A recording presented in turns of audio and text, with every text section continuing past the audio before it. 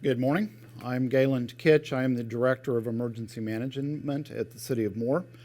We are in our Emergency Operations Center, and we're going to talk just a little bit about storm sheltering. It is severe weather season. That season actually runs all year round. However, the peak months for severe activity here in Oklahoma are the end of April, most of May, and maybe into the first part of June. The first thing to think about is how you get your information and know when to take shelter. We recommend having at least 3 means of receiving good weather information. That can be television, it can be NOAA weather radios, it can be an app on your phone, but we recommend that you have more than one way, and that those ways work not only in one place, but more than just your home. If you're out in your car, if you're at the baseball field with kids or grandkids, you need to have means of receiving some sort of information there as well. We live in Cleveland County. Storms that are affecting, that come up, you may hear particularly on the television, all sorts of counties. The key is when will it affect, or will it affect where you are?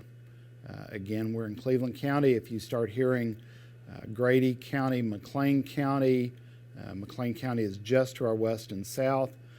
So if you're hearing that on a typical day, that would mean that shortly, perhaps Cleveland County may be impacted by storms as well. When a warning is issued, that affects where you are, you may want to look and see if that is actually going to impact you or not. If it is, you may want to consider moving to a shelter. You can't go there too early.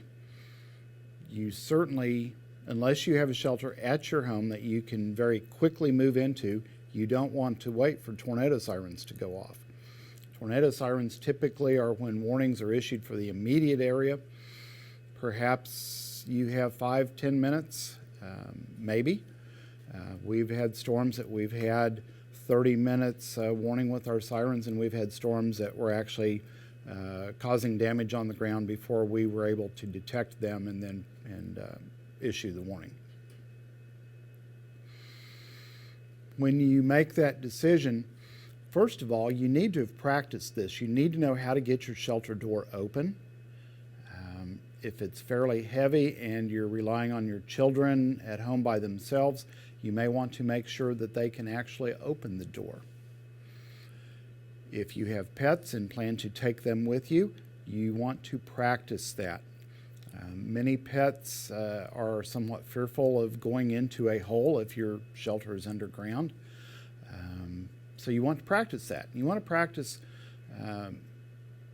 in a non-stressful environment for them. Perhaps putting some snacks down there, making sure that your pets can get down there. My partner has 4 very large dogs, 1 or 2 of which are somewhat elderly, and they have a little bit of problem getting down into the shelter, physically. So you want to check that, want to practice that ahead of time. You want to have your shelter stocked with a few things. You want water, you want some snacks, particularly if you have children. If you have children that are going to be down there, perhaps some comfort toys of some nature. You want to make sure when you move to your shelter that everyone is properly clothed. It's a very great temptation, particularly after the children have gone to bed, just to put one over your shoulder, carry them down there, and not put real shoes on them, maybe not appropriate dress for that. Remember, when you come out of the shelter, everything may be gone. You may be coming out on debris and glass and wood splinters and nails and shards of metal. And you certainly don't want the children or yourself to be barefoot or in flip-flops. You want to be in substantial shoes or have those available. When you move to your shelter, understand that if you're relying on the tornado sirens, that sirens sound for 3 minutes and then they shut off. They're on a timer. They do not run for the duration of a warning. They also may blow a second time or a third time. That still means there's a threat present. At no time do we sound an all clear with sirens. There is not a community that I'm aware of in Oklahoma that does that. So if you hear the siren, that doesn't mean come out. That means remain, stay put. We recommend that you have a source of information in your shelter. That's one more thing you want to check ahead of time, because radios, when if your shelter's below ground or you have a shelter that has a lot of metal in it, your radios may not function the way that they do in your normal environment in your home. So you want to check that ahead of time, and if you're relying on a NOAA weather radio or a commercial FM broadcast radio, you may want to make sure it works in your shelter. If not, you can, again, you want to check to see if you have Wi-Fi signal, make sure that works. So again, a lot of things to do ahead of time. You may hear the storm blow over, you may not. If the storm doesn't impact where you are, you may not hear the storm go over. On the other hand, you may hear it go over, you may hear lots of damage and debris going on overhead, and of course that would be the signal to stay put. When you come out, you might want to crack the lid of it. Again, if you're underground, or crack the door and make sure that things are good, and then come on out.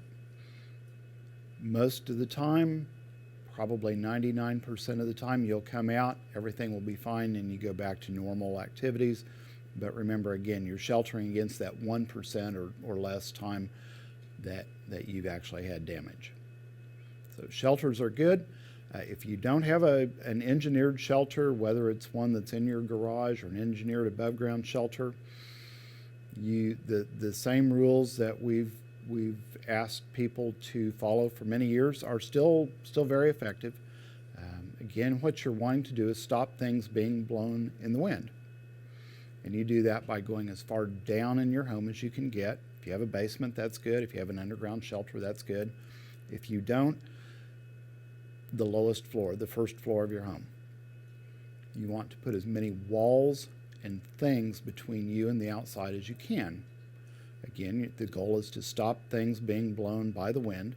So, your outside wall would be one. Maybe it slows it down a little bit, and an interior wall may slow it down some more. And in my home, we do not have an engineered shelter yet. We shelter in a master bedroom closet that has all interior walls. So there's an outside wall to stop debris, there's an interior wall to stop debris, and then we have the clothes that are hanging in the closet that help stop the debris. We have a couple of blankets that are just normally stored there. We'll wrap those around us. If you have bicycle helmets for the kids, those are good. Again, any additional layer that you can add to stop the wind and stop the things in the wind. So again, shelters are good, but they, again, you can survive in a normally constructed home, first floor as far inside as you can get. And we hope everything goes well.